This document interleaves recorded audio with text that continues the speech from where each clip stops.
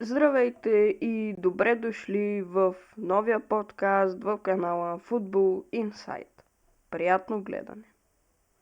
И така, в днешния подкаст реших да поговоря за загубата на Реал Мадрид от Барса с 4-0. Като фен на Реал Мадрид, тук казвам браво на Барса, доста добра игра направиха вчера. Имаше доста добри моменти от тях. Буквално Левандовски за малко щеше да направи хеттрик. Спаси ни само една греда, което е наистина лошо за нас. На практика матча можеше да завърши с 6-0, защото имаше доста така добри моменти.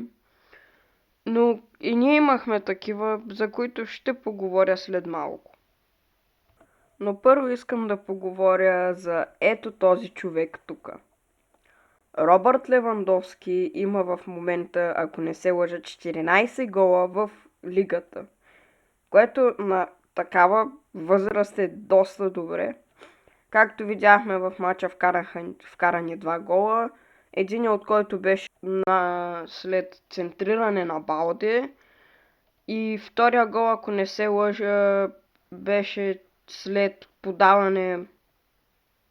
За втория гол не се сеща много, но като цяло Робърт Левандовски ни дестройна, няма да лъжа.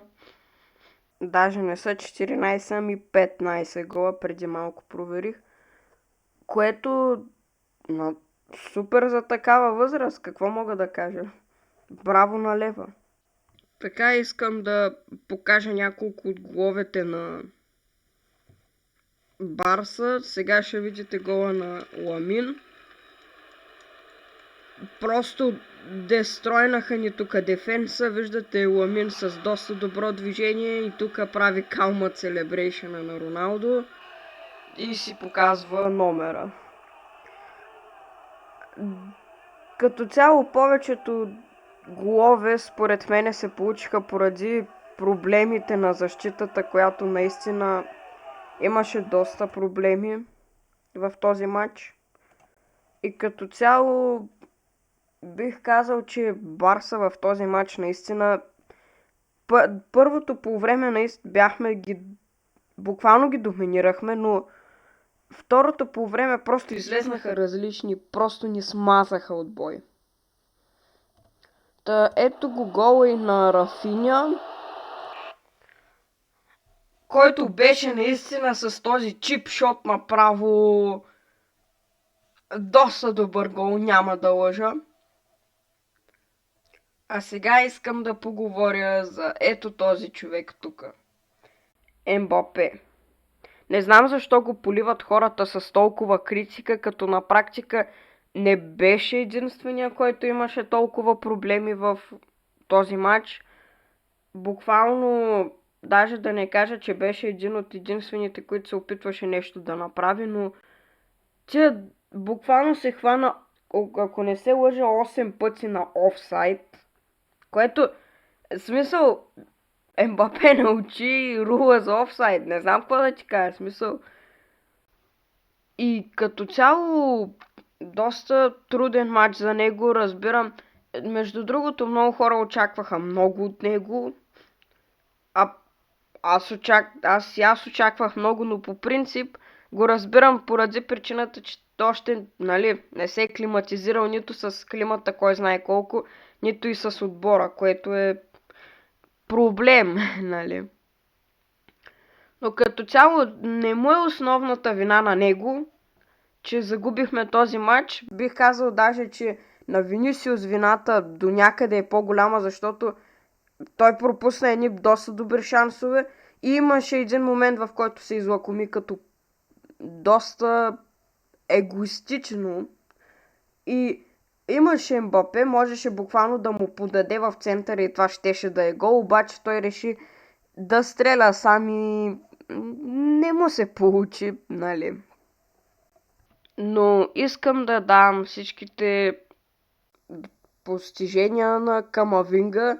Буквално този матч той беше единственият, който наистина игра добре, затова оценката му в SofaScore е доста висока, но буквално беше наистина един от единствените, които се опита нещо да направи в този матч. Играеше доста добре и атакуваше и защитаваше, като цяло доста добър перформанс за Камавинга. И сега тук имаме от Ембапе 8 офсайда,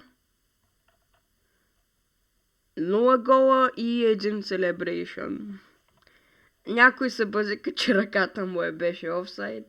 Възприемаме го като шеги, все пак колкото и да ми беше гадно, че загубихме, заслужихме си го, защото наистина бяхме много зле. Като цяло сега ще поговоря за какви всъщност ни бяха проблемите в матча и като цяло в този сезон. Искам сега да поговоря за един от основните ни проблеми в този матч. Лукаш Вашкес, според мене, не трябва да е стартър в Реал Мадрид.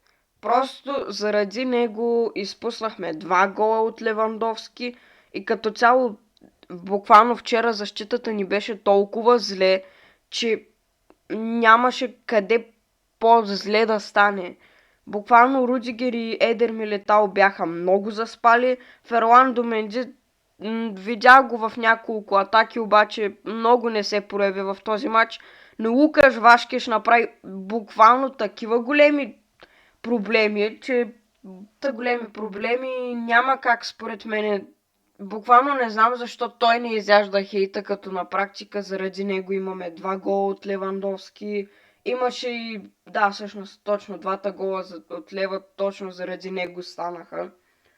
Рудигер и Едер Милитао, както казах, доста зле се показаха този матч. Значи, по принцип, според мен Реал Мадрид трябва просто да купят някакъв нов десен бек в зимния трансферен прозорец, просто поради причината, че не виждам как ще успеем с Лукаш Вашкеш да направиме нещо, кой знае колко в този сезон. И като цяло, да. И така, като цяло това беше от днес. Надявам се да ви е харесал подкаста. Ако е така, можете да се абонирате за канала ми и да ударите камбаната, да не пропускате такива подкасти. Знам, получи се малко кратък, просто поради причината, че няма за какво повече да говоря тук. Просто много лош перформанс от Реал Мадрид, доста добра игра от Барса и като цяло, какво мога повече да кажа? Вие бяхте в канала Football Insight, с вас беше водещия му Сани Фокси или Сани Stories, вече втория ми канал може би ще стане по-добър от първия ми. Така че, довиждане и до нови срещи!